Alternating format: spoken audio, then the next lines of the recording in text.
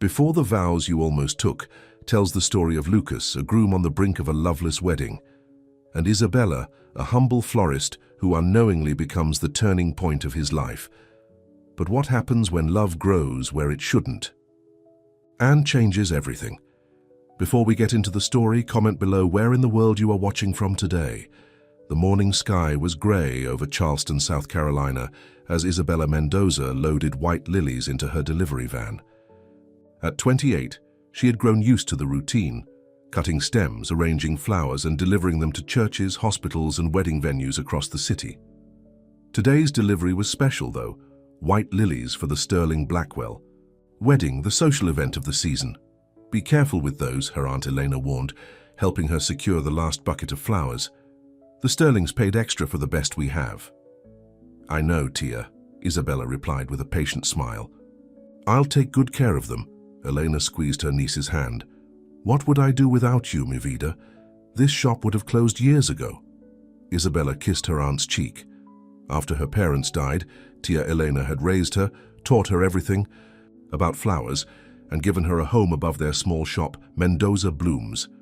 The business barely kept them afloat, but Isabella never complained. She found joy in simple things, the scent of fresh flowers, the smile on a bride's face, the peace of their small garden behind the shop. I'll be back soon, she promised, climbing into the driver's seat of their old delivery van. St. Michael's Chapel stood tall against the cloudy sky, its stone walls weathered but strong. Isabella arrived early, just as she preferred.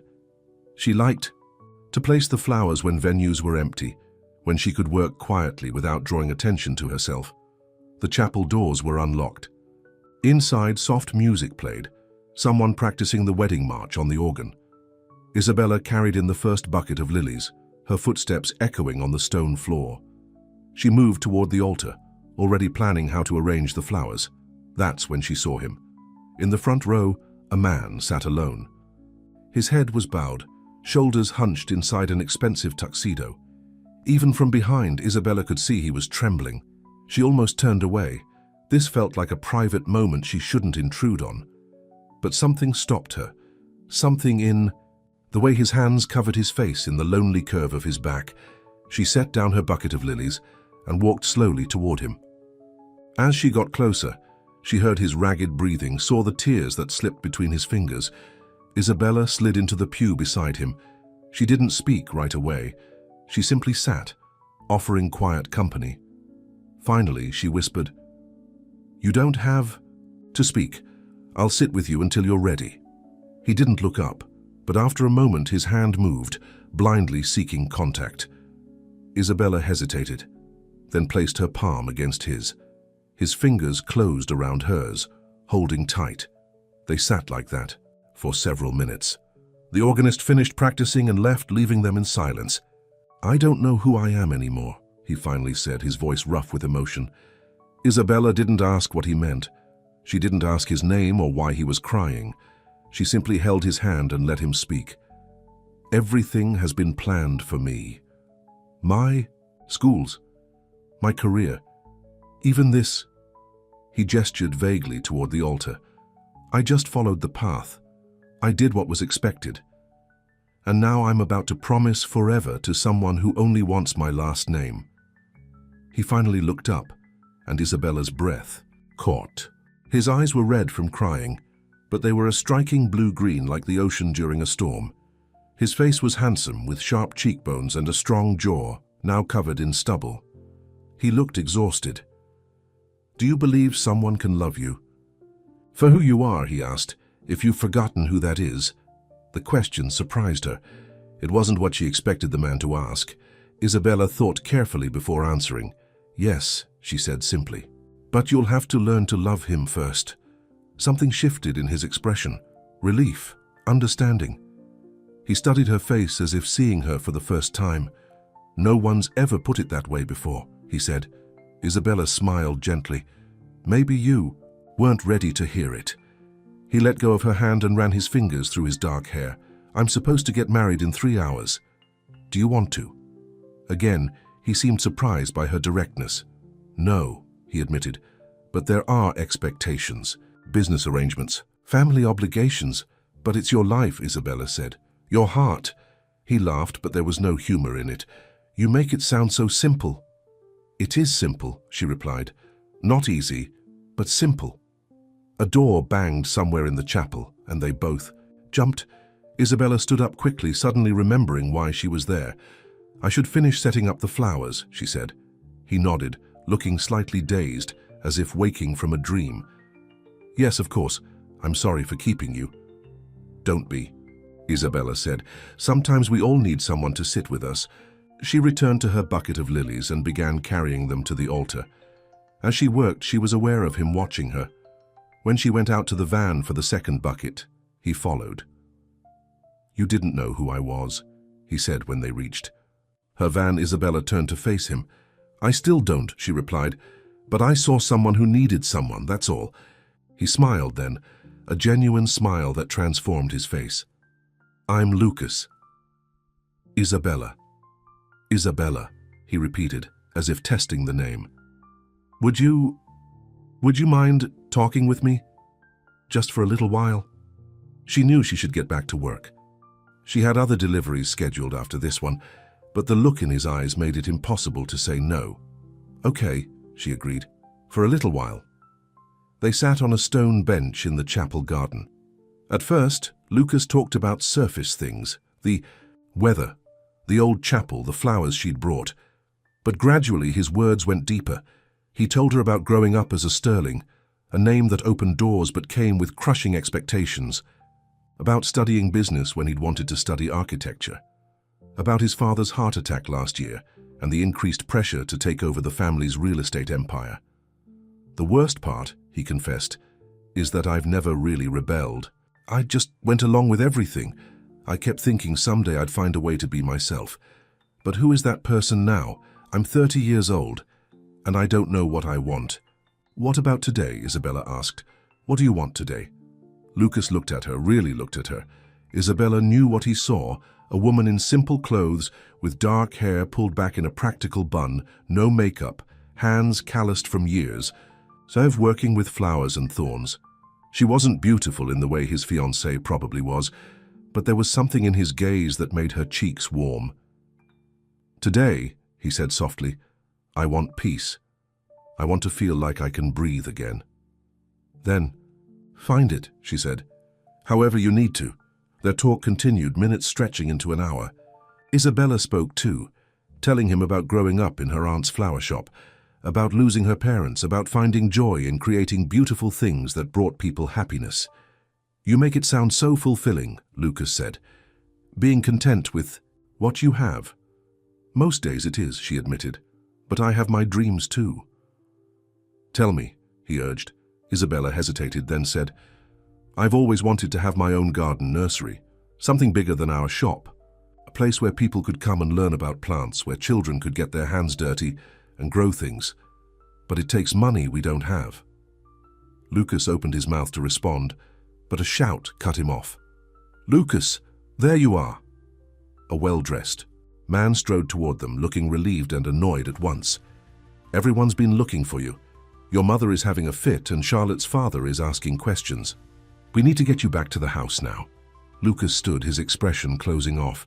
He was transforming before Isabella's eyes, becoming someone else, someone controlled, proper, distant. I'll be right there, James, he said to the man, who must be his best man. James nodded, gave Isabella a curious look, then walked a short distance away to make a phone call. I have to go, Lucas said, turning back to her. I know, Isabella replied, standing as well. I should finish with the flowers anyway. Isabella, he hesitated. Thank you for sitting with me, for talking, for... He struggled to find the words. For seeing you, she suggested. His eyes widened slightly. Yes, he whispered, for seeing me. Impulsively, Isabella reached up and straightened his tie. Whatever you decide to do today, I hope you find peace. Lucas! Before he could respond, she turned and walked quickly back toward the chapel, her heart beating too fast. She didn't look back, didn't want to see him leave with his friend.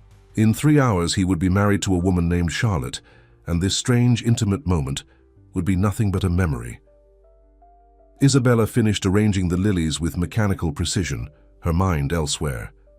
When everything was perfect, she packed up her supplies and headed to her next delivery, trying to push thoughts of Lucas Sterling out of her mind. But as she drove through the streets of Charleston, she couldn't forget the look in his eyes when she told him he needed to learn to love himself first, or the way his hand had felt holding hers, or how easily he'd opened up to her, a complete stranger. "Stop it," she told herself firmly. "He's getting married today, to someone else, someone from his world." By evening, Isabella had completed all her deliveries and returned to the shop. Tia Eleanor was closing up, counting the day's modest earnings. "How was the Sterling wedding?" her aunt asked. "I heard the bride wore a dress from Paris." Isabella busied, herself cleaning flower buckets. "I just delivered the flowers, Tia. I didn't stay for the ceremony." "Such a shame," Eleanor sighed. "Those society weddings are always so beautiful. Did you see the groom? I hear he's very handsome." Isabella's hands stilled for just a moment. "Yes," she said quietly, "he is." Later that night, as she lay in bed in her small apartment above the shop, Isabella wondered if Lucas had gone through with the wedding. Had he found the courage to choose his own path, or had duty and expectation won out? It didn't matter, she told herself. She would never see him again, but she couldn't help hoping that whatever choice he'd made, he'd found the peace he was looking for. 3 days later, Isabella was helping a customer choose flowers for a birthday arrangement when the bell above the shop door jingled. She glanced up, then froze. Lucas Sterling stood in the doorway of Mendoza Blooms, looking uncertain but determined. He wore casual clothes, jeans and a simple button-down shirt, so different from the tuxedo she'd last seen him in. "Isabella," he said, his voice carrying through the small shop, "I never got to thank you properly." Tia Elena appeared from the back room, eyebrows raised in surprise at the well-dressed stranger addressing her niece by name. "Can I help you, sir?" Elena asked, but Lucas's eyes never left Isabella's face. "I've been looking for you," he said. "I only knew your first name and that you worked with flowers. It took some time to find the right shop." Isabella's customer, a middle-aged woman, was watching with undisguised interest. "I can come back later," she said, already backing toward the door, clearly unwilling to miss whatever was about to happen. "No, Mrs. Delgado, I'll finish your arrangement," Isabella said quickly. "My friend can wait," but Mrs. Delgado was already leaving. "Take your time, dear, this looks important." When the door closed behind her, the shop fell silent. Tia Elena looked from Isabella to Lucas and back again. "Isabella? Who is this man?" she asked in Spanish. Friend Tia," Isabella answered in the same language. "Can you give us a minute?" Elena hesitated, then nodded. "I'll be in the back if you need me," she said, giving Lucas one more curious glance before disappearing into the stockroom. Now alone, Isabella and Lucas faced each other across the shop counter. "You didn't get married," Isabella said. It wasn't a question. Lucas shook his head. "No, I couldn't. Because of what I said. Because of what you made me feel," he corrected. "Peace, clarity, the courage to finally make a choice that was truly mine." He stepped closer to the counter, close enough that Isabella could smell his cologne, subtle and expensive. "I've spent the last 3 days thinking about our conversation," he continued, "about what you said, that I need to learn to love myself first. You were right, and I want to do that. I want to figure out who I really am, what I really want." Isabella wasn't sure how to respond. Part of her was thrilled to see him again, to know he'd looked for her. But another part was cautious. Lucas Sterling came from a different world. What could he possibly want from her? "I'm glad," she said carefully, "that you're finding your way." "I'd like to find it with you," he said, his voice dropping lower. "I know we just met. I know this sounds crazy, but I've never felt so myself as I did talking to you." Before Isabella could respond, the shop door opened again, and a delivery man entered with a clipboard. "Package for Mendoza Blooms," he announced. The moment was broken.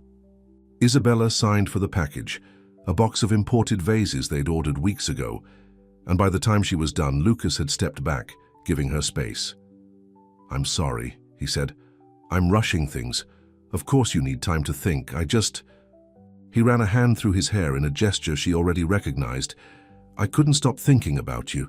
The raw honesty in his voice made Isabella's heart race. "Lucas, just have coffee with me," he interrupted. "Or lunch, or a walk. Whatever you're comfortable with. I just want a chance to know you better." Isabella studied his face, the hope in his eyes, the nervous way he waited for her answer.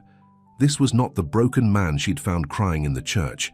This was someone new, someone taking his first steps toward finding himself. "Okay," she decided. "Coffee tomorrow morning?"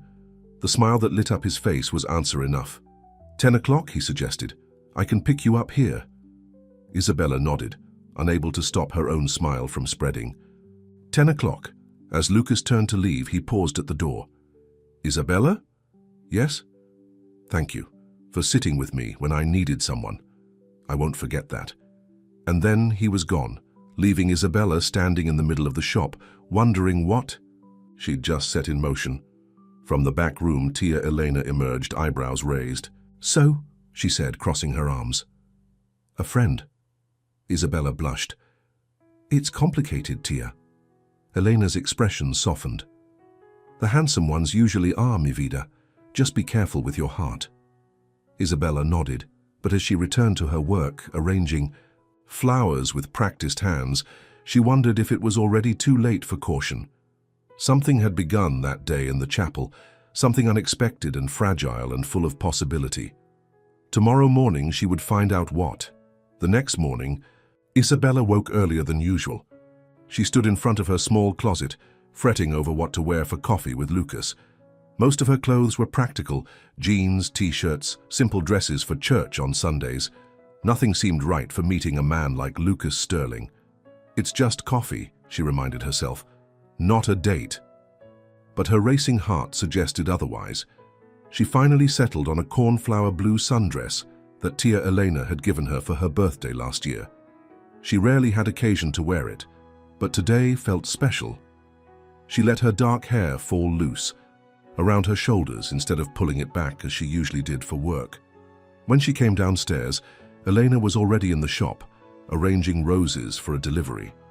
"Mi cielo, you look beautiful," her aunt said, eyes widening. "Is this for your mysterious friend?" Isabella nodded, suddenly shy. "We're just having coffee, Tia." Elena smiled knowingly, but didn't press further. "Well, whoever he is, he has good taste." At precisely 10 o'clock, a sleek black car pulled up in front of Mendoza Blooms. Isabella's breath caught when Lucas stepped out, looking casually elegant in khaki pants and a light blue button-down that almost matched her dress. As if they'd coordinated without planning to. Through the shop window, Eleanor let out a low whistle. "Dios mío, now I understand," she murmured.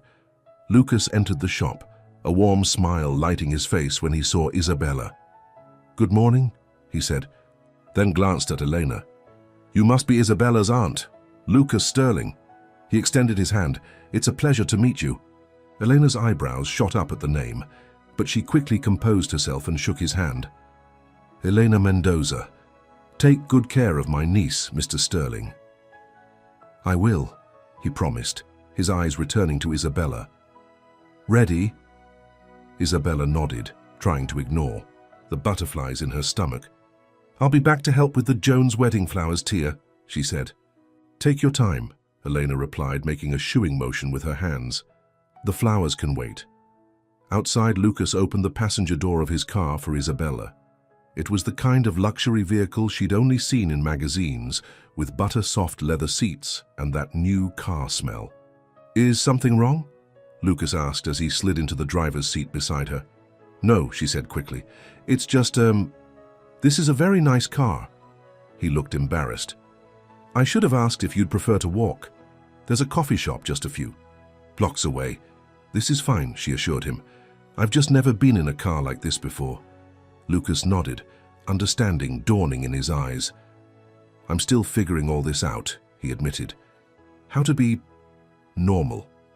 The vulnerability in his voice touched her. "Normal is overrated," she told him. "Just be you." "That's what I'm trying to figure out," he said with a rueful smile as he started the engine. The coffee shop was a cozy place with mismatched furniture and local art on the walls. Lucas guided her to a quiet corner table, his hand resting lightly on the small of her back. The gentle pressure sent tingles up her spine. They ordered a simple black coffee for him, a vanilla latte for her, and then faced each other across the small table. "So," Isabella said, "what happened after I left the chapel?" Lucas took a deep breath. "I went back to the house where everyone was getting ready. Charlotte, my fiancée, was there with her bridesmaids. My mother was overseeing the last details. My father was hosting important business associates who'd flown in for the wedding." He paused. "Everyone was playing their part perfectly. Everyone except me." "What did you do?" Isabella asked. "I asked to speak to Charlotte privately. It wasn't fair to leave her at the altar, to humiliate her in public, no matter how our engagement came about." He rotated his coffee cup slowly. "She knew something was wrong the minute we were alone. I think she'd always known our relationship wasn't right, but she'd accepted it the same way I had, as part of the plan, part of our duty to our families." "How did she take it?" Lucas's mouth quirked up at one corner. "Better than I expected, actually. There were tears, but I think they were more about embarrassment than heartbreak. Charlotte's never really loved me. She loved what our marriage would mean, uniting her family's banking business with our real estate empire, elevating her social status, fulfilling her parents' ambitions for her." "And your family?" Isabella asked carefully. "How did they react?" Shadow crossed Lucas's face.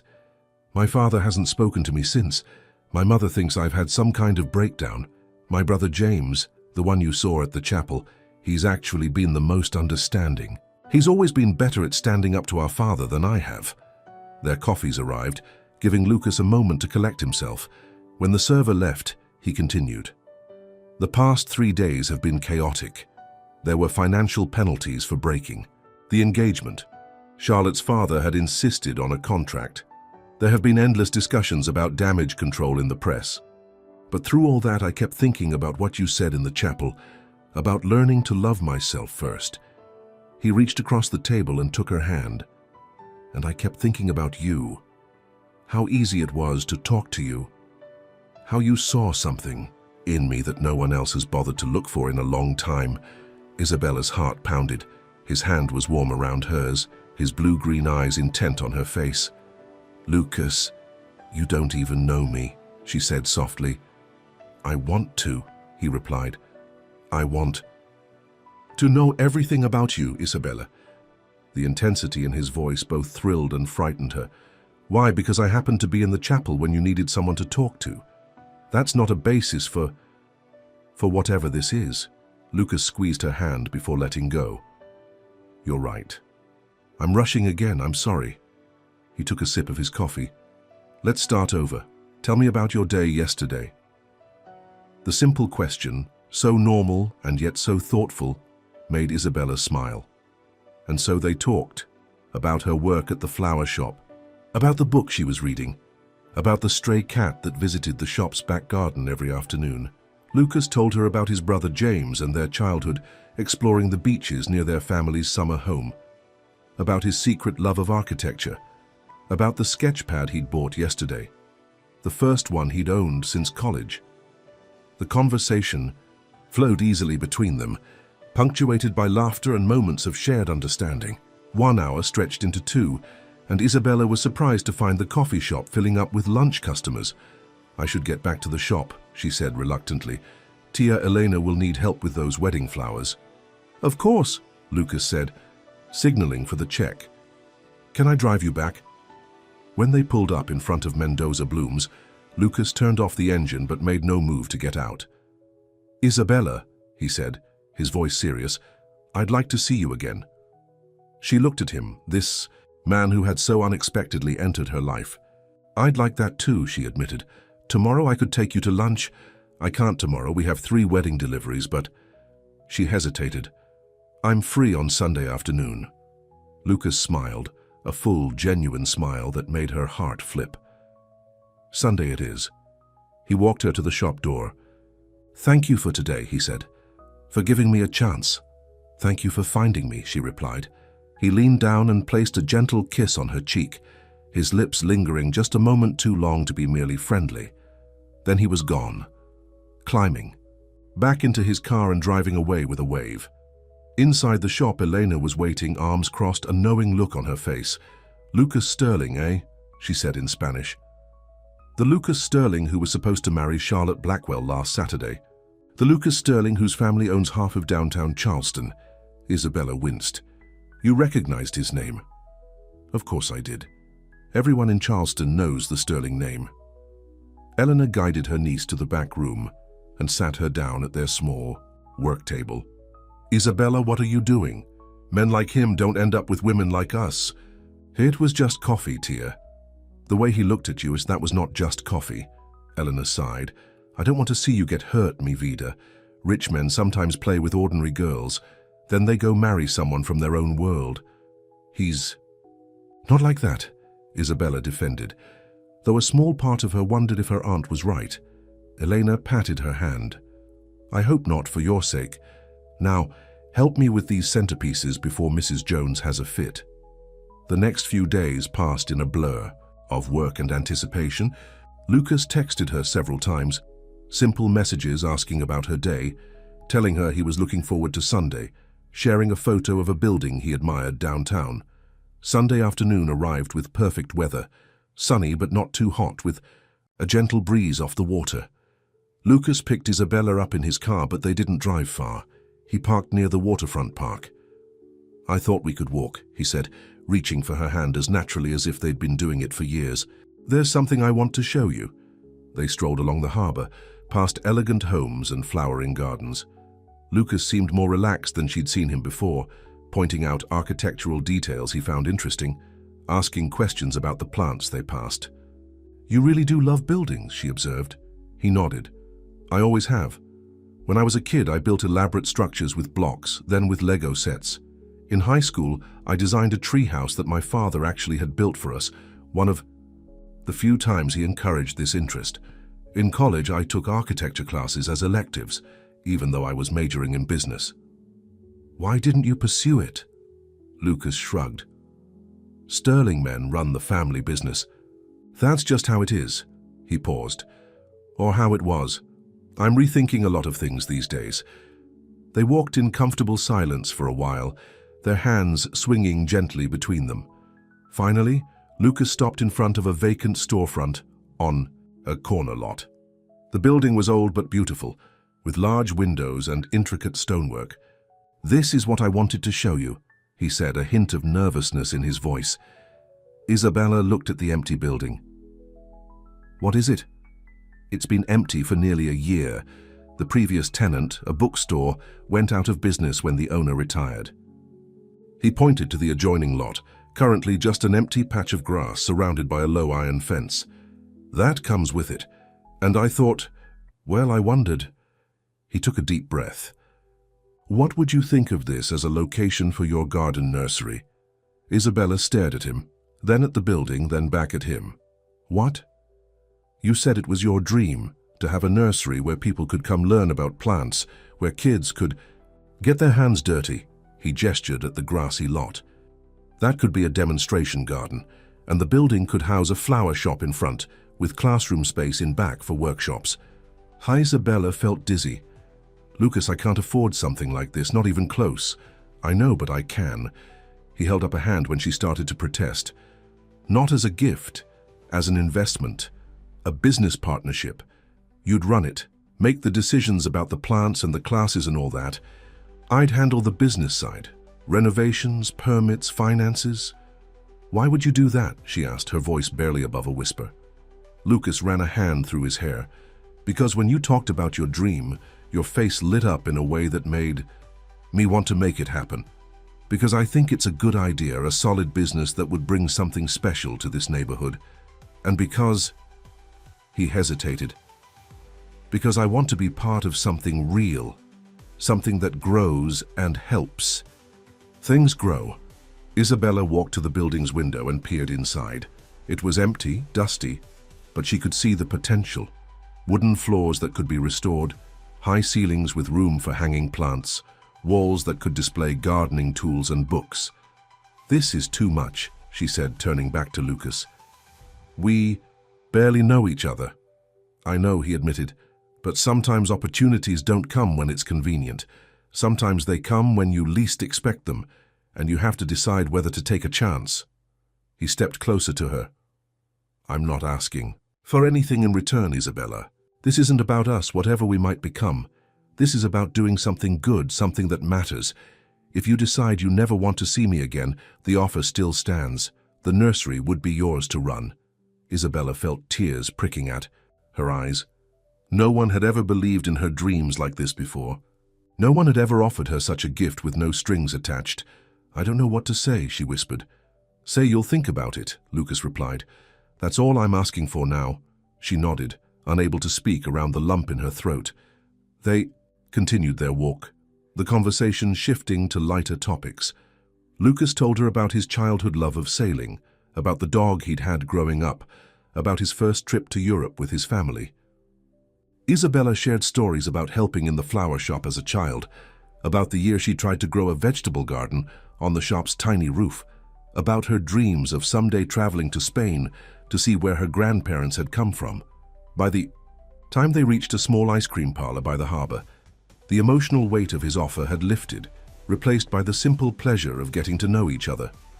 "1 scoop of chocolate for the lady," Lucas said to the server, remembering her preference from a previous conversation. "And strawberry for me." They found a bench overlooking the water and sat close together, eating their ice cream and watching sailboats glide across the harbor. "This is nice," Isabella said. "Normal," Lucas smiled. "I'm discovering I like normal a lot more than I thought." "I would. Your family might not agree." His smile faded a bit. "No, probably not, but they'll come around eventually. My mother called yesterday. She's still upset, but she asked if I'd come to dinner next week." "That's a good sign," Isabella encouraged. "Maybe, or maybe she's planning to try and talk some sense into me." He licked his ice cream. "Either way, I'm not going back to the way things were. I can't." The conviction in his voice sent a shiver through Isabella. Whatever was happening between them, Lucas was changing in ways that went beyond just canceling a wedding or meeting her.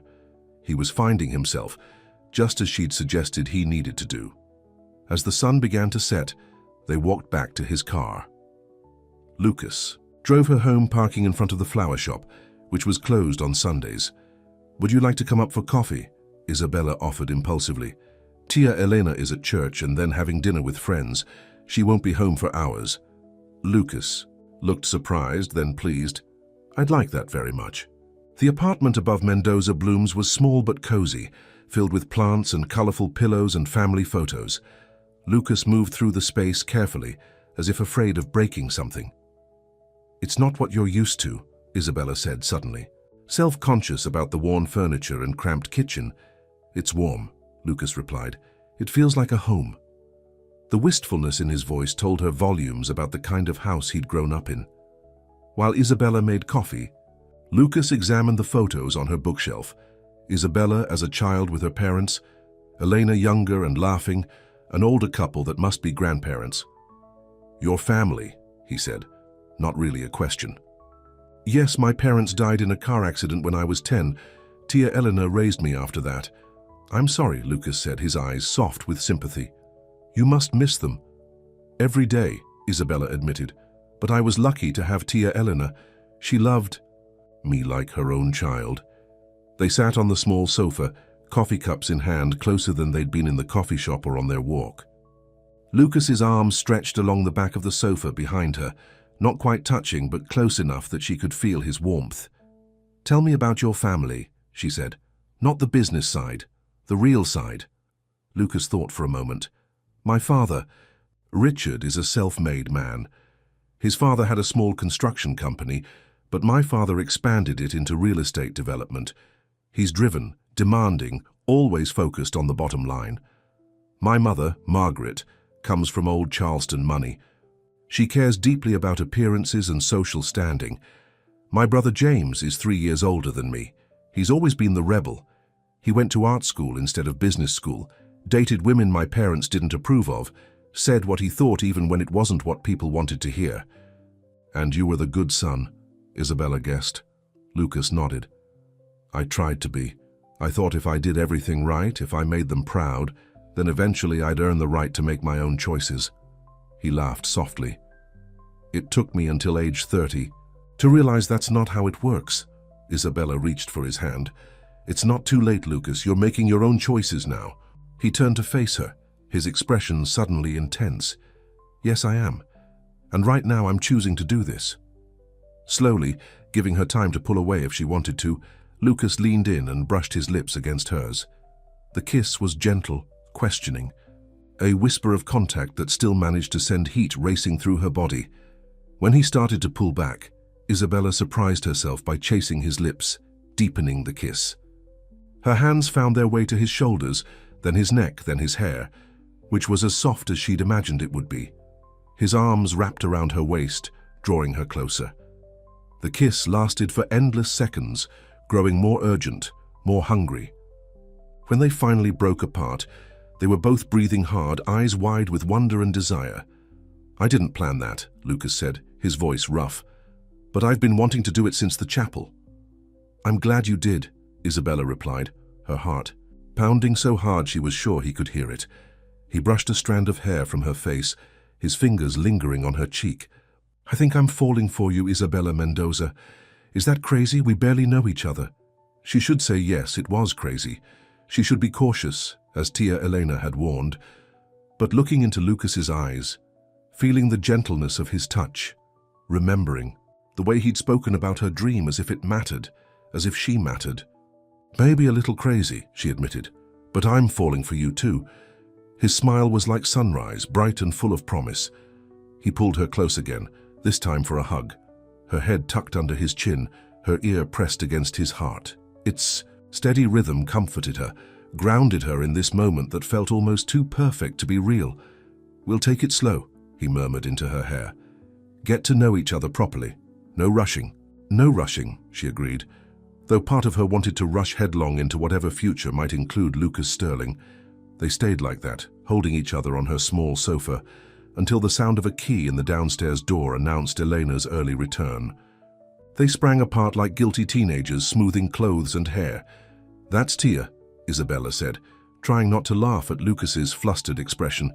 She must have skipped dinner with her friends. I should go, he said, standing up.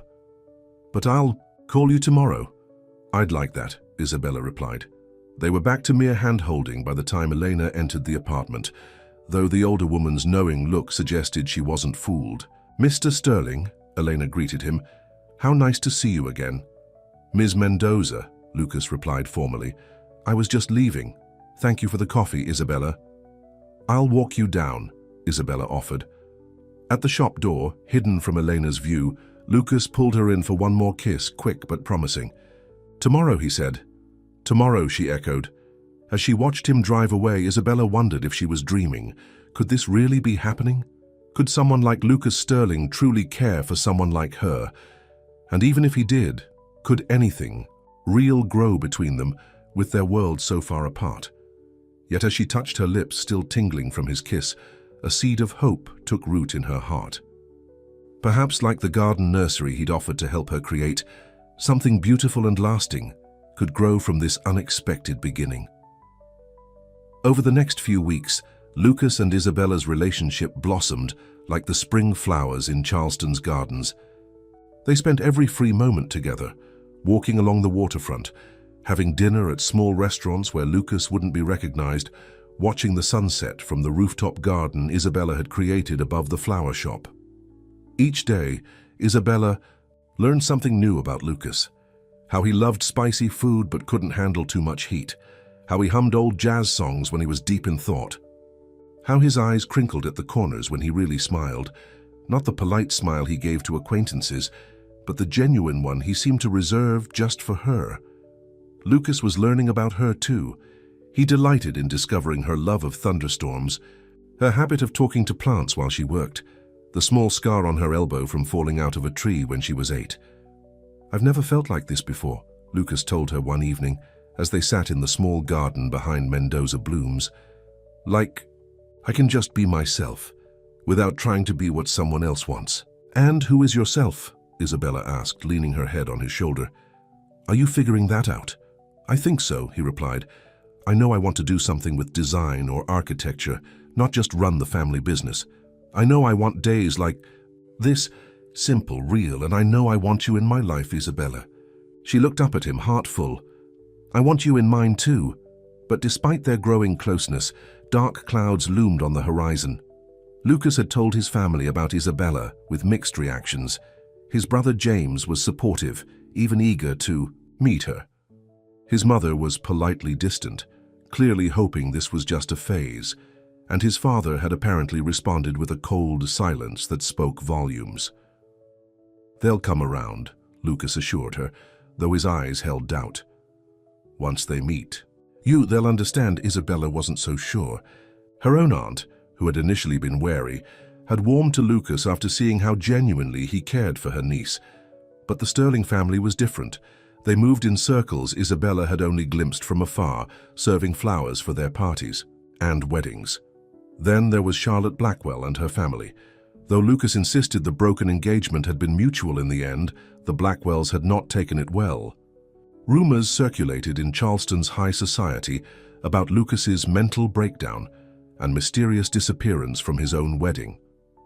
One Tuesday morning, as Isabella arranged flowers for a hotel lobby, Tia Elena called her to the front of the shop.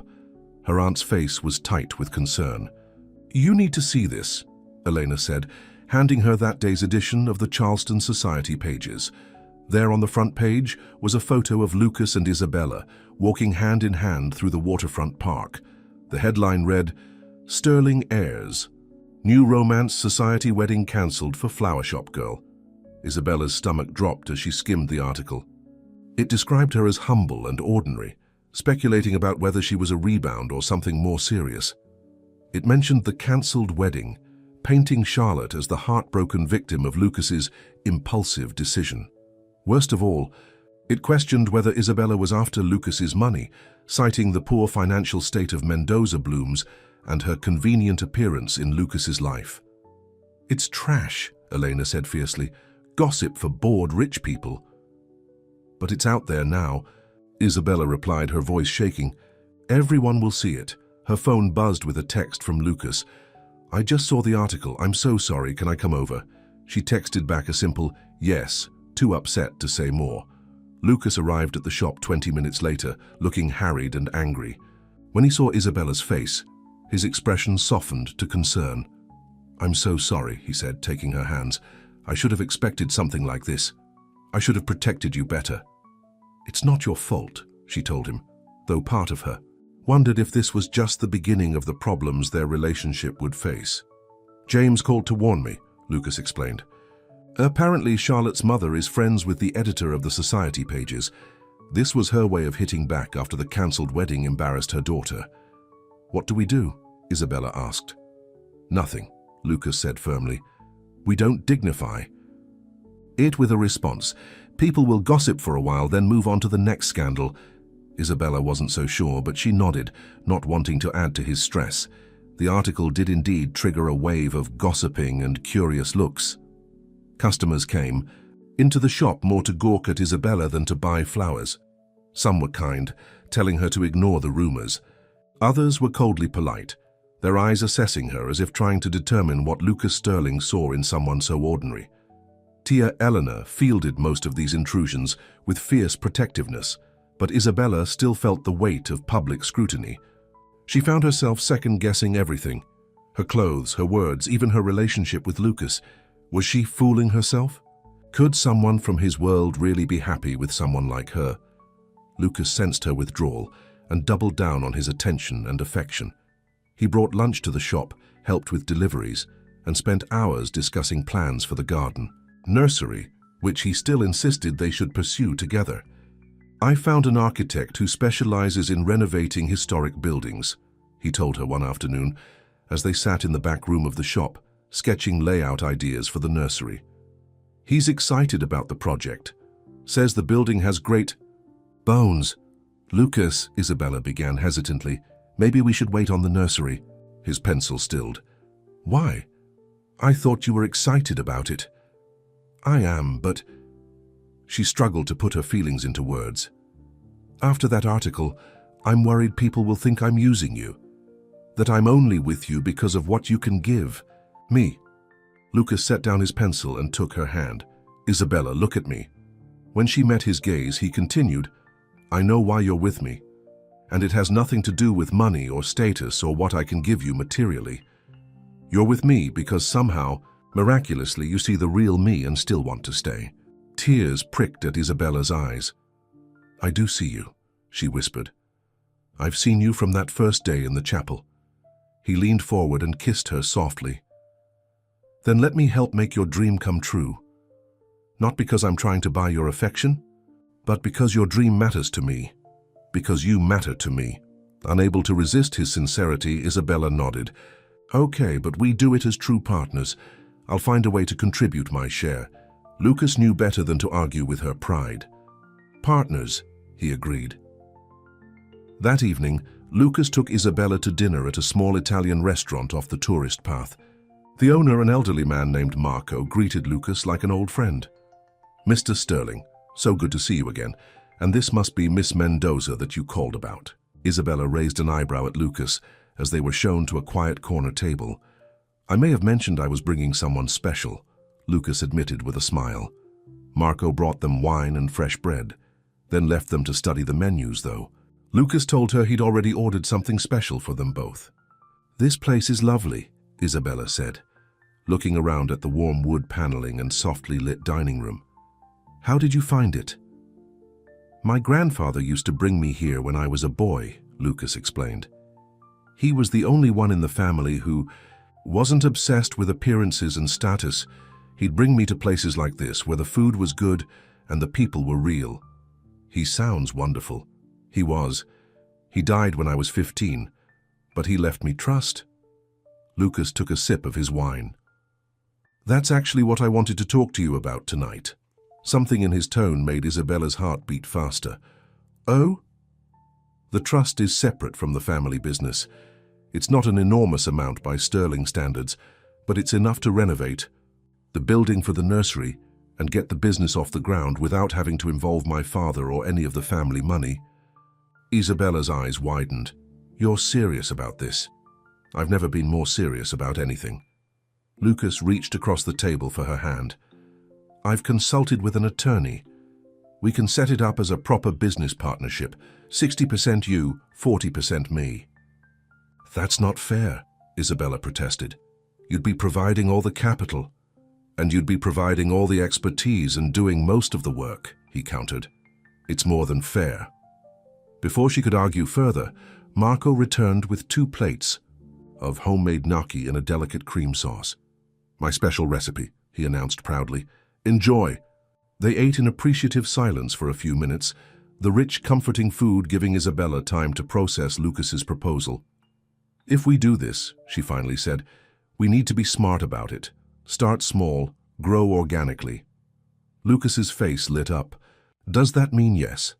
It means maybe, she replied, but she was smiling. Let me talk to Tia Elena first. The shop is hers as much as mine.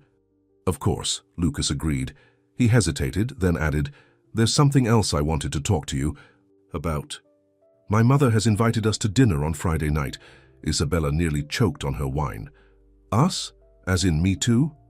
Lucas nodded. She wants to meet you, officially. Why now? Isabella asked, suspicious after the newspaper article. I think the article actually pushed her to do this.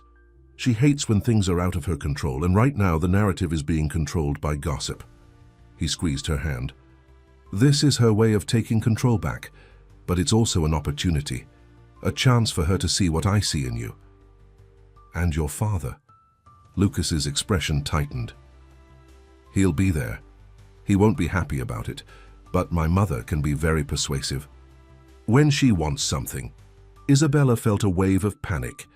Dinner with the Sterlings in their mansion with their fine china and servants and all the trappings of wealth she'd never experienced, she'd be completely out of her element. I don't know. Lucas, she said, what if I use the wrong fork or say the wrong thing? You'll be perfect, he assured her. Just be yourself, the woman I'm falling in love with. The words hung in the air between them. He hadn't said it quite so directly before. They'd danced. Around the emotion, hinting at it but never declaring it outright.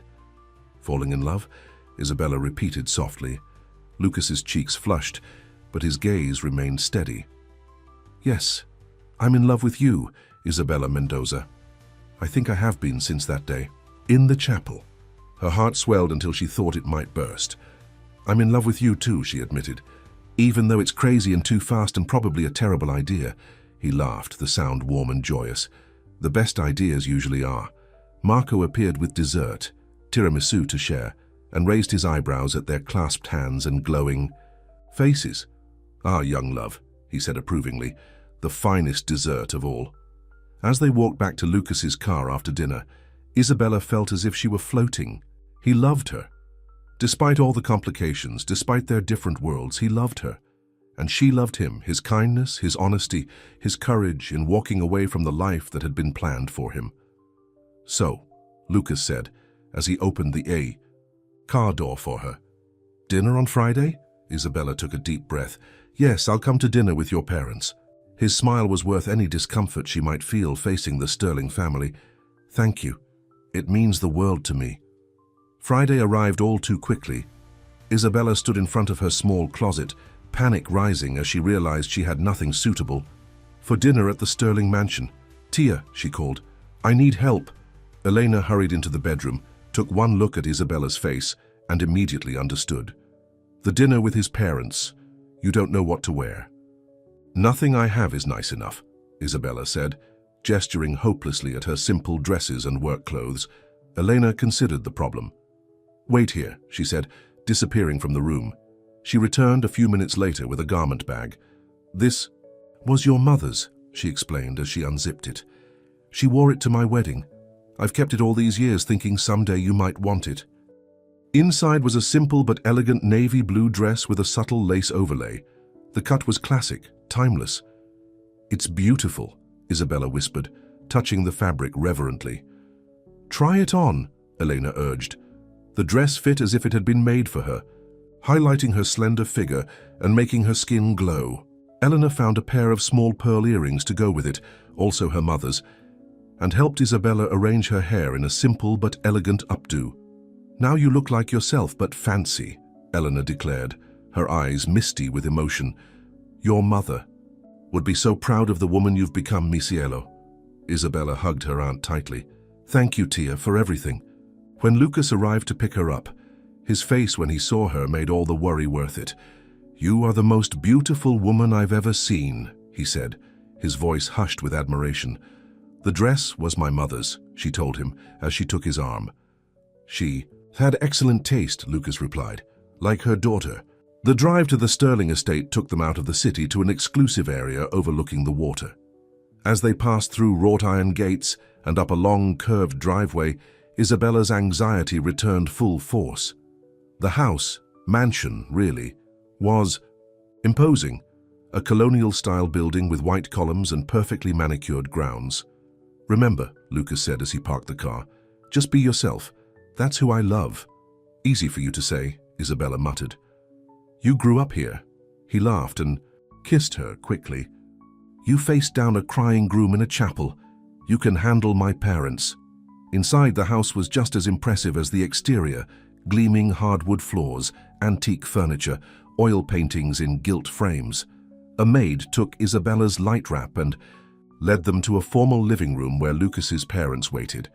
Margaret Sterling rose to greet them. She was slim and elegant in a designer dress, her blonde hair perfectly styled, her smile polite but reserved.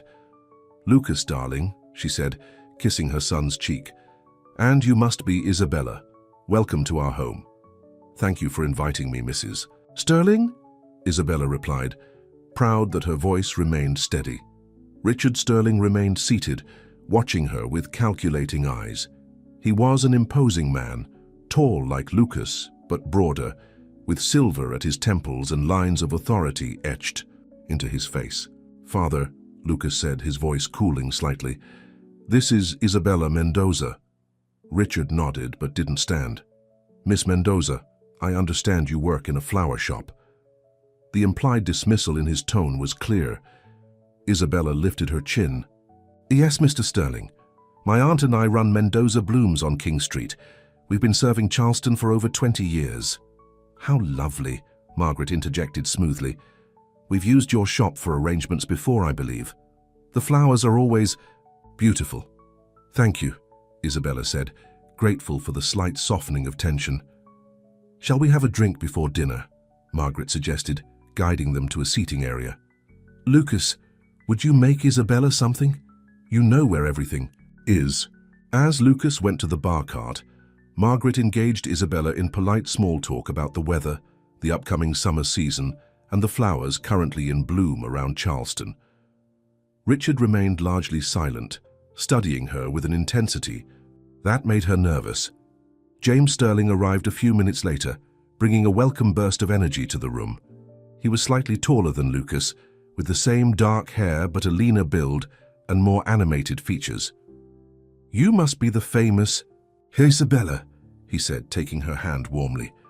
I'm James, the better-looking Sterling brother. Debatable, Lucas called from across the room, bringing drinks for everyone. James winked at Isabella. Don't believe a word he says about me, it's all lies. His easy manner helped relax the atmosphere, and by the time they moved to the dining room for dinner, Isabella felt slightly less intimidated. The meal was elaborate, 5 courses served by staff who appeared and disappeared with silent efficiency. Isabella was careful to follow Lucas's lead with the silverware, grateful that Tia Eleanor had insisted on teaching her proper table manners when she was young. The conversation remained polite but superficial until the main course was served. Then, Richard Sterling set down his fork and fixed his gaze on Isabella. So, Miss Mendoza, he said, what exactly are your intentions with my son?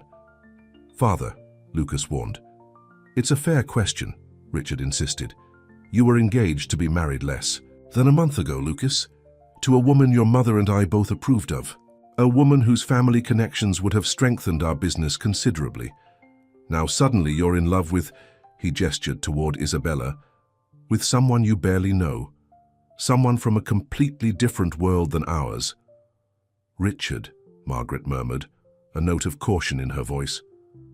No, it's all right, Isabella said, setting down her own fork. She met Richard's gaze directly. Mr. Sterling, I understand your concern. This has all happened very quickly, but I care deeply for your son, not for his name or his money or his position, but for who he is underneath all of that. The man who wants to design buildings, not just finance them. The man who remembers exactly how I take my coffee after being told just once. The man who sits and listens, really listens when I talk about my dreams. The room fell silent. Even the staff paused in their serving. I don't have any intentions with Lucas, Isabella continued. I didn't plan to meet him or fall in love with him. It just happened, and every day I'm grateful that it did. Lucas reached for her hand under the table, squeezing it gently in support. Richard's expression remained impassive, but something shifted in his eyes. Surprise, perhaps, at her directness. Well, he finally said, at least you're honest. Always, Isabella replied. Margaret cleared her throat. James, tell us about your new art exhibition. It opens next week, doesn't it? The conversation moved on, the tension gradually easing. By dessert, Richard had even unbent enough to ask Isabella about the flower shop's business model, listening with what seemed like genuine interest to her explanation of their seasonal income fluctuations. As they prepared to leave after dinner, Margaret took Isabella aside while Lucas spoke with his father and brother. You handled yourself very well tonight, she said quietly. Richard can be challenging. Thank you for inviting me, Mrs. Sterling, Isabella replied. I know this must be difficult for you too. Margaret studied her with shrewd eyes. You're not what I expected. I thought you'd be more impressed by all this. Isabella gestured around the luxurious house. I am impressed, but it's not what makes Lucas special to me. A hint of a real smile touched Margaret's lips. Perhaps I'm beginning to see what my son sees in you, Miss Mendoza. It wasn't wholehearted approval, but it was a start. Isabella would take it. On the drive home, Lucas couldn't stop smiling. You were amazing, he told her. The way you stood up to my father, I've never seen anyone do that so gracefully. I was terrified, Isabella admitted, but I wasn't going. To let him think I'm after your money. I think you impressed them both. My mother actually smiled at you, a real smile, not her society face. And your father, Lucas considered. He didn't throw you out or demand I never see you again, so by his standards that's practically a warm welcome. Isabella laughed, relief flooding through her now that the ordeal was over. Your brother is nice. I like him. James has always been my biggest supporter, Lucas said. He wants to get to know you better. Maybe we could all have dinner sometime, somewhere less intimidating than Sterling Manor. I'd like that. She leaned her head against his shoulder as he drove. So what happens now? Now, Lucas said, we move forward, with the nursery, with us, one day at a time. It sounded so simple when he put it that way, and maybe it could be. Maybe all the complications and differences didn't matter as much as the way they felt about each other. When they reached the flower shop, Lucas walked her to the door, then took both her hands in his. Stay with me tonight, he said softly. At Tew, my place. They hadn't spent a night together yet. Their relationship had unfolded slowly in that regard, both of them careful not to rush the physical side of their connection. Are you sure? Isabella asked. Lucas nodded. I love you. I want to fall asleep with you and wake up with you, but only if you're ready. Isabella thought of Tia Elena waiting upstairs, likely eager to hear how the dinner had gone. Let me talk to my aunt and pack a few things, she said. Give me 15 minutes. His smile was answer enough. Tia Elena, as expected, was full of questions about the Sterling mansion and Lucas's parents. But when Isabella explained she was spending the night at Lucas's apartment, her aunt merely nodded. Be careful with your heart, mi vida, she said, helping Isabella pack an overnight bag. But be happy too. You deserve happiness. Lucas lived in a converted warehouse downtown away from the family estate. His loft was spacious but surprisingly homey, with comfortable furniture, books everywhere, and large windows that looked out over the city. It's not what I expected, Isabella admitted as he gave her a tour. What did you expect? Lucas asked, amused. Something sleeker. More like a bachelor pad, he laughed. Sorry to disappoint. Oh, I'm not disappointed, she assured him, wrapping her arms around his waist. I like that you surround yourself with books and plants. It makes me feel like I already know the real you. You do, he said, bending to kiss her. Better than anyone ever has. That night, they made love for the first time. Slowly, tenderly, learning each other's bodies with the same care they'd taken in learning each other's hearts.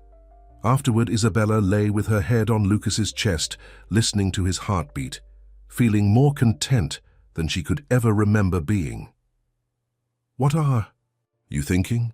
Lucas murmured, stroking her hair. That I never expected any of this, she replied honestly. When I walked into that chapel that morning, I was just thinking about arranging lilies. I never imagined I'd meet someone who would change my whole life. He kissed the top of her head. You changed mine too. You saved me from making the biggest mistake of my life. We saved each other, Isabella corrected. As she drifted towards sleep in Lucas's arms, Isabella felt a sense of rightness, of belonging. Whatever challenges still lay ahead, his family's reservations, the social gulf between them, the gossip that would likely continue, they would face them together. For the first time in her life, Isabella allowed herself to dream big. Not just of a small garden nursery, but of a future filled with love and possibility, a future with Lucas.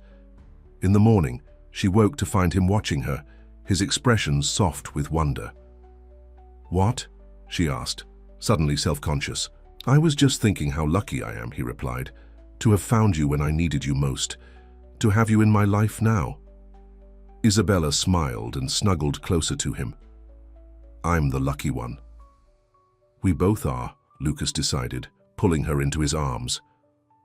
Outside, Charleston was waking up, shopkeepers opening their doors, tourists beginning to fill the streets, another day beginning.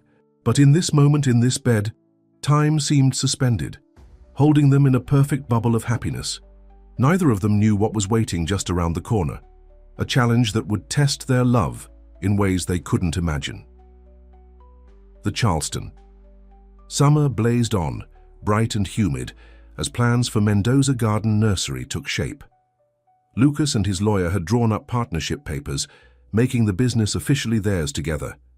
Renovations on the old storefront had begun, transforming the dusty space into a light-filled shop with cedar shelving, brick accent walls, and a classroom area in the back. "What do you think of this color for the office walls?" Isabella asked, holding up a paint sample in a soft sage green. Lucas, who was measuring a wall for custom shelving, set down his tape measure and came to look. "Perfect," he said, brushing a kiss against her temple. Like bringing the garden inside. They had fallen into an easy rhythm over the past 2 months. Isabella still worked at Mendoza Blooms with her aunt, but every free moment was devoted to getting the nursery ready. Lucas had taken a part-time role at Sterling Development, focusing on design aspects rather than business operations. His father wasn't happy about it, but after several heated arguments, Richard Sterling had grudgingly accepted that his younger son was determined to forge his own path. "James is calling a family meeting tonight," Lucas mentioned as they worked. "Something about restructuring the company leadership. Are you worried?" Isabella asked, sensing tension beneath his casual tone. Lucas shrugged. "A little. Father's been hinting that if I don't come to my senses soon, he'll move James into my position permanently." "Would that be so bad?" She set down her paint samples and went to him, wrapping her arms around his waist. "You're happier now doing what you love," he smiled down at her. "I am. But it's complicated. Sterling Development has been the family legacy for generations. Walking away completely feels disloyal somehow." "You're not walking away," Isabella reminded him. "You're still involved, just on your own terms." "Try telling that to my father," Lucas sighed, but his arms tightened around her. "Anyway, enough about Sterling family drama. Let's focus on our nursery. Did you finalize the plant supplier list?" They worked through the afternoon, planning displays and ordering schedules. By the time the construction crew left for the day, they had made significant progress. "Tia Elena is expecting me for dinner," Isabella said as they locked up. "Will you come?" Lucas hesitated. "I should probably go home and change before the family meeting. Rain check?" "Of course." She stood on tiptoe to kiss him. "Good luck tonight. Call me after." "I will," he promised. Isabella watched him drive away, a small worry niggling at the back of her mind. Lucas had been preoccupied lately, caught between his growing commitment to their relationship and nursery and his family's expectations. She hoped tonight's meeting wouldn't make things worse. She walked to her delivery van, thoughts drifting to their plans for the nursery's grand opening next month. They had already placed newspaper ads and ordered branded canvas shopping bags. Tia Elena had agreed to create special floral arrangements for the event, and James was bringing friends from the art world to help generate buzz. As she climbed into the van, a sleek black car pulled up behind her, blocking her exit. The tinted window rolled down to reveal an elegant blonde woman in large designer sunglasses. "Miss Mendoza," the woman called. "Might I have a word?" With a sinking feeling, Isabella recognized Charlotte Blackwell, Lucas's former fiancée. She had seen her photo in the newspaper, and in a framed picture Lucas had removed from his apartment. "Miss Blackwell," Isabella acknowledged, walking cautiously toward the car. "What can I do for you?" Charlotte removed her sunglasses, revealing cold blue eyes that assessed Isabella from head to toe. "I thought it was time we met," she said. "Would you join me for a drive? I promise not to keep you long." Every instinct warned Isabella to decline, but curiosity won out. What did this woman want? "Just a short drive," she agreed. "My aunt is expecting me for dinner." Charlotte's smile didn't reach her eyes. "Of course, please get in." The car's interior smelled of expensive leather and Charlotte's heavy perfume. As they pulled away from the curb, Isabella folded her hands in her lap, waiting for Charlotte to speak. "So you're the reason Lucas broke our engagement," Charlotte finally said, her voice casual as if discussing the weather. "That's not exactly—" "Please," Charlotte interrupted. "Let's not pretend. Lucas met you, and suddenly years of planning went out the window." She sighed dramatically. "I'm not here to cause a scene, Miss Mendoza. I simply wanted to understand what he sees in you." The insult was clear, though delivered with a smile. Isabella bit back a sharp response. "If you're hoping I'll apologize, I won't," she said instead. "Lucas made his own choice." "Did he?" Charlotte mused. "Or did you take advantage of a moment of weakness, a pre-wedding panic attack that you turned to your benefit?" Anger flared in Isabella's chest. "You don't know anything about me or my relationship with Lucas." "I know the Sterlings," Charlotte countered. "I grew up in their world. I understand the pressures and expectations Lucas has faced his entire life." She glanced sideways at Isabella. "Do you? Can you really give him what he needs, support him in the life he was born to?" "The life he was born to nearly crushed him," Isabella replied. "He wants something different now." Charlotte laughed, a brittle sound. "For the moment, perhaps. Men like Lucas often go through phases, rebellions against their upbringing. But they always return to what they know." She steered the car down a tree-lined street of grand historic homes. "This is his world, Miss Mendoza. These houses, these families, these connections, it's in his blood." "People can change," Isabella insisted, though Charlotte's words echoed her own private fears. "Some can," Charlotte conceded. "Most don't." She pulled the car to a stop in front of an impressive colonial-style home. "This is my family's house. Lucas and I grew up together, went to the same schools, shared the same friends. Our families have been connected for generations." Isabella said nothing, unsure where this was leading. "I know what you must think of me," Charlotte continued, "the society girl who only wanted Lucas for his name and money. But that's not the whole story. We understood each other. We made sense together." "If that were true," Isabella said quietly, "he wouldn't have walked away." Charlotte's perfectly manicured fingers tightened on the steering wheel. "He wasn't thinking clearly. He was stressed, overwhelmed." "You were simply convenient," the word stung, though Isabella tried not to show it. "Why are you telling me this? What do you want?" Charlotte turned to face her fully. "I want you to consider whether you're really what's best for Lucas, or if you're just a temporary escape from the pressure he was under." "That's for Lucas to decide," Isabella replied, her voice steadier than she felt. "Not me, and certainly not you. Perhaps." Charlotte started the car again, pulling away from her family home. "But consider this. The Sterling family is one of the most powerful in Charleston. Richard was willing to accept the broken engagement to avoid public scandal. But he will never truly accept you as part of their family. Are you prepared to be the reason Lucas loses his inheritance, his position, his entire future?" Isabella stared out the window, unwilling to let Charlotte see how deeply her words cut. "Lucas is making his own future now." "Is he?" Charlotte's tone was almost sympathetic. "Then perhaps you don't know about tonight's meeting." Isabella's head snapped around. "What about it?" "Richard is presenting Lucas with an ultimatum. Return to his full role in the company, which would mean far less time for side projects, or be removed from the business entirely, not just a reduced role. Complete separation." Charlotte gave her a pointed look. "Including losing access to family investment funds that might be needed for certain nursery renovations."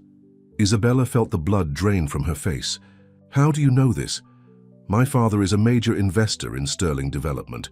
There are no secrets in our circle, Miss Mendoza." Charlotte pulled the car back in front of the building where they'd started. "I thought you should be prepared. Lucas will have a decision to make tonight, and it may not be the one you're hoping for." Isabella reached for the door handle, suddenly desperate to escape the suffocating car. "Lucas isn't motivated by money or position," she said, though doubt crept into her voice. "Everyone has a price," Charlotte replied coolly.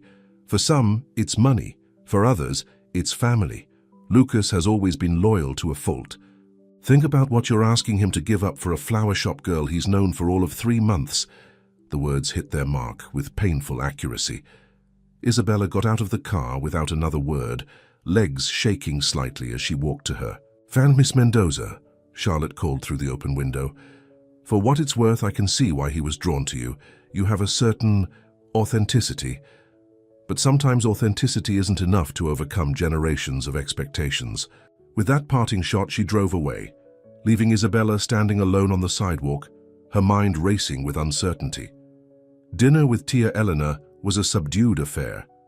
Isabella picked at her food, Charlotte's warnings playing over and over in her head. Was she being selfish, pulling Lucas away from his family and responsibilities? Was their relationship doomed to fail once the novelty wore off? "Mi vida, what's wrong?" Elena finally asked. "You've hardly touched your food." Isabella set down her fork with a sigh. "I met Charlotte Blackwell today." Elena's eyebrows shot up. "Lucas's ex-fiancée, what did she want?" "To warn me that I'm ruining Lucas's life," Isabella admitted, "that he'll eventually return to his world and leave me behind." "And you believe this woman?" Elena asked, her tone sharp. "The one he left at the altar?" "Not exactly, but—" Isabella pushed her plate away. "She knows things about his family that I don't. She grew up in his world, and some of what she said made sense." Elena reached across the table and took her niece's hand. "Listen to me. I was worried when you started seeing Lucas Sterling. Men like him don't usually end up with women like us. But I've watched how he looks at you, how he treats you. That man loves you, Isabella, truly loves you." "But what if love isn't enough?" Isabella whispered. "What if I'm asking him to give up too much?" "That's for him to decide," Elena said firmly. "Not you, and certainly not that Blackwell woman." Isabella smiled faintly, recognizing her own words to Charlotte. "You're right, Tia, I know you're right, but I'm scared. Tonight his father is giving him an ultimatum about the business. If he chooses me, he could lose everything he's worked for." "If he chooses you," Elena corrected, "he gains everything worth having." The simple wisdom in her aunt's words calmed Isabella's racing thoughts. "I should call him," she decided. "Make sure he knows I support whatever decision he makes." But when she tried Lucas's cell phone, it went straight to voicemail. The family meeting must still be ongoing. She left a brief message asking him to call when he could, then tried to distract herself by working on plant order forms for the nursery. Hours passed with no word from Lucas. By midnight, worry had replaced uncertainty. It wasn't like Lucas not to call when he said he would. Isabella tried his phone again, still straight to voicemail. Finally, around 1 in the morning, a sharp knock at the apartment door jerked her awake from where she'd dozed off. On the couch. Heart racing, she rushed to open it. Lucas stood in the hallway looking exhausted but oddly calm. His tie was loosened, his hair disheveled as if he'd been running his hands through it repeatedly. "Lucas, I was so worried. What happened? Are you okay?" He stepped inside and pulled her into a tight embrace, burying his face in her hair. "I'm sorry I didn't call. It's been a complicated night." Isabella led him to the couch, noting the strain around his eyes, the tension in his shoulders. "Tell me," she urged gently. Lucas took a deep breath. "My father gave me an ultimatum, just as James warned he might. Either I return to Sterling Development full-time in the role he's planned for me, or I'm out completely. No phased transition, no part-time arrangement, all or nothing." "Oh, Lucas," Isabella whispered, her heart sinking. Charlotte had been right after all. "What did you say?" "I told him I needed time to think." Lucas ran a hand through his already messy hair. "Then I went to the office and looked through the projects I've been working on for the past 5 years. Projects that made money, but didn't make me happy. Projects I took on to please my father, not because I believed in them." He turned to face her, taking both her hands in his. "And I realized something, Isabella. I realized I've spent my entire life trying to earn my father's approval, and I don't want to spend the next 30 years doing the same thing." Hope fluttered in Isabella's chest. "What are you saying?" "I'm saying I choose us, our life, our nursery, the future we're building together." His eyes held hers, steady and certain. "I called my father an hour ago and told him I was out, completely out." "Lucas," Isabella breathed, equal parts elated and terrified. "Are you sure?" "What Charlotte said—" "Charlotte," Lucas interrupted, confusion crossing his face. "What does Charlotte have to do with this?" Isabella hesitated, then told him about Charlotte's surprise visit and warning. Lucas's expression darkened as she spoke. "She had no right to approach you like that," he said when she finished, "and she was wrong about almost everything." "Yes, my father issued an ultimatum, but it had nothing to do with you specifically. He's been pushing me back toward a traditional role since the day I cancelled the wedding." "But what about the money for the nursery?" Isabella asked. Charlotte said, You'd lose access to family investment funds. Lucas shook his head. The nursery money comes from my grandfather's trust. My father can't touch it. Charlotte either didn't know that or deliberately lied to scare you. Relief washed over Isabella, followed quickly by guilt. I'm sorry I doubted you, even for a moment. It's just, Charlotte was so convincing, she made me question whether I'm right for you, whether I'm enough. Hey, Lucas said softly, cupping her face in his hands. You are more than enough. You're everything I never knew I needed. He kissed her gently. Charlotte is part of the world I'm leaving behind, a world of appearances and strategic alliances disguised as relationships. What we have is real, Isabella. More real than anything I've ever known. Tears spilled down her cheeks. I love you so much, she whispered. I was so afraid I was going to lose you. Never, Lucas promised, wiping away her tears. I'm not going anywhere. They held each other on the small couch, both emotionally drained but oddly peaceful. The worst had happened. Lucas had broken with his father's plans, and yet they were still here, still together. What happens now? Isabella finally asked. Now we build our life, Lucas replied simply. We open the nursery, grow our business, see where this journey takes us. He hesitated, then added, My mother called after I spoke with my father. She's upset, but she didn't side with him completely. I think in time she might come around. And your father? Lucas's expression sobered. That may take longer. Years, maybe. Or it might never happen. But I've made my peace with that possibility. I'm sorry, Isabella said, knowing how much the rift with his father hurt him, despite his brave front. Don't be, he insisted. This was my choice, the right choice. As they talked into the early morning hours, a plan began to take shape. They would accelerate the nursery opening, pour their energy into making it successful. Lucas would use his design skills to help create garden spaces for clients, combining his love of architecture with Isabella's plant expertise. It won't be easy, Lucas acknowledged. Starting a new business never is. But we'll do it together. Together, Isabella echoed, the word filling her with confidence. At dawn, they finally fell asleep on the couch, wrapped in each other's arms. Tia Elena found them there when she came down to open the shop and quietly covered them with a blanket, a fond smile on her face. The next few weeks passed in a whirlwind of activity. The nursery renovations accelerated, with Lucas now on site full-time. Word spread through Charleston about the innovative new garden center opening downtown, helped along by James Sterling's connections in the arts community. Even Margaret Sterling made a discreet visit to the site, bringing a small housewarming gift, a silver watering can that had belonged to Lucas's grandmother. It's her way of offering support, Lucas explained after his mother left, even if she can't say it directly. On the morning of the grand opening, Isabella stood in the center of Mendoza Garden Nursery, hardly able to believe the transformation. The once empty storefront now glowed with natural light, falling on cedar shelves filled with plants of every description. The classroom area in the back was set up for their first workshop, container gardening for children, scheduled for the following weekend.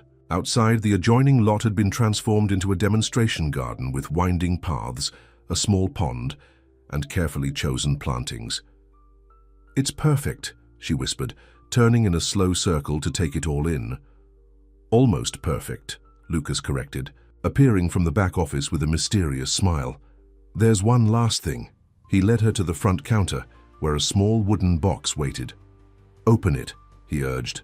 Inside, Isabella found a set of beautifully crafted brass plant labels, the kind used in professional gardens.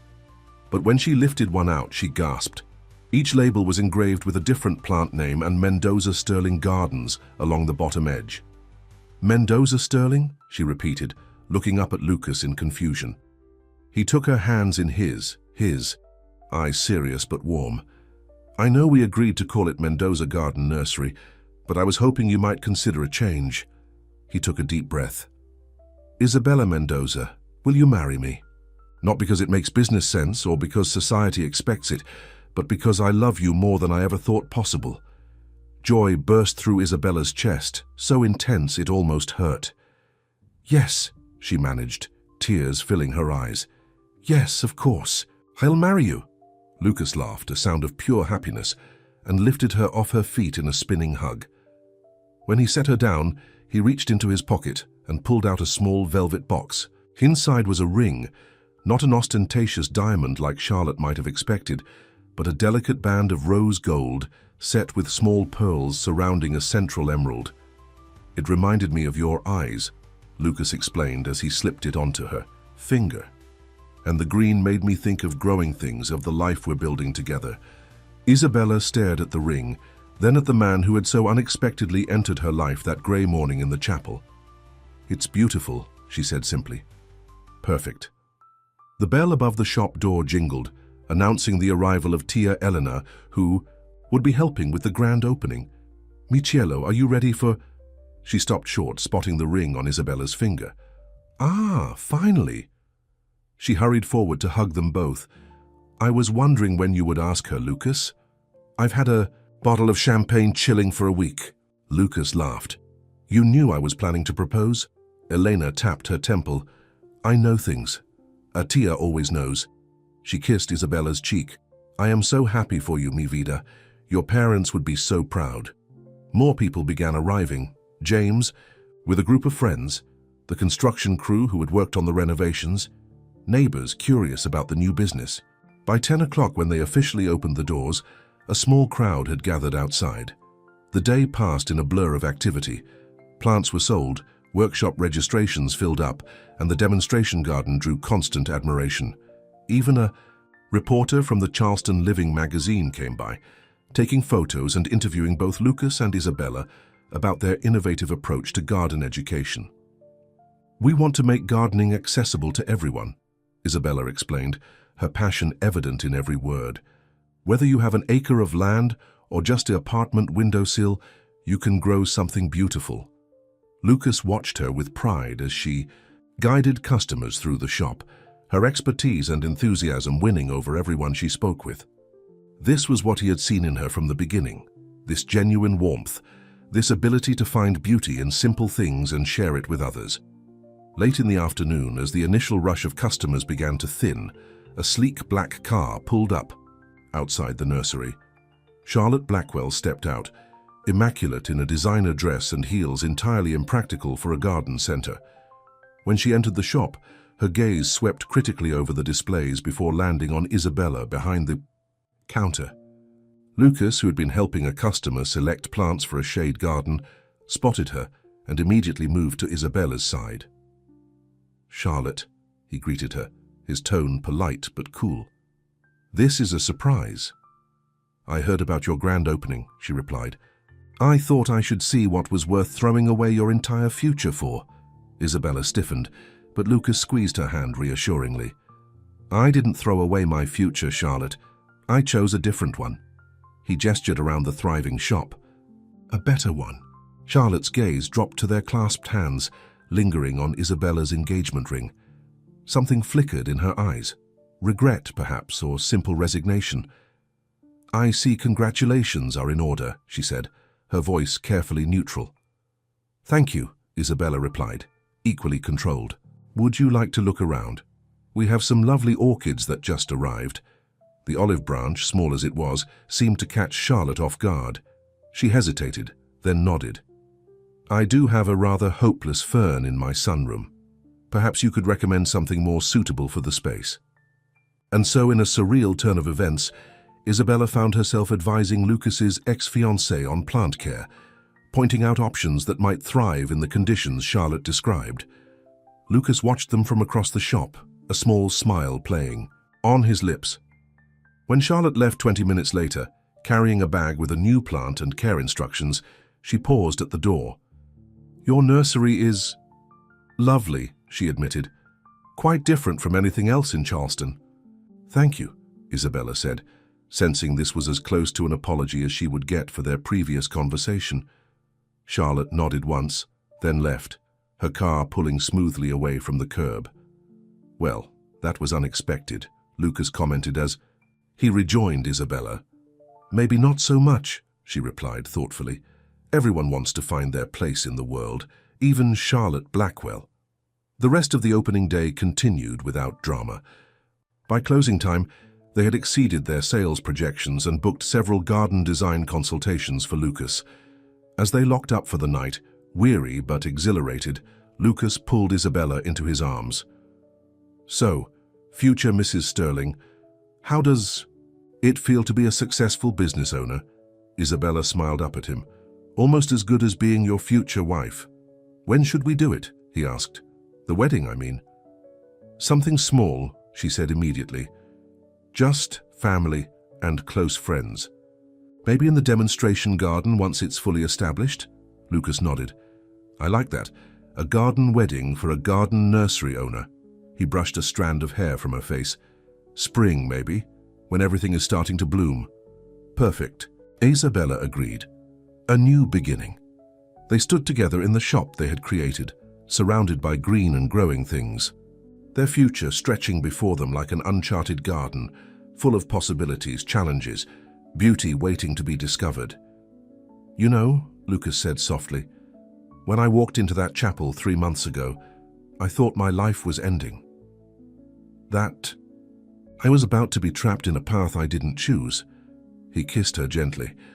"I never imagined that by walking away from those vows, I'd find my way to ones that would truly matter."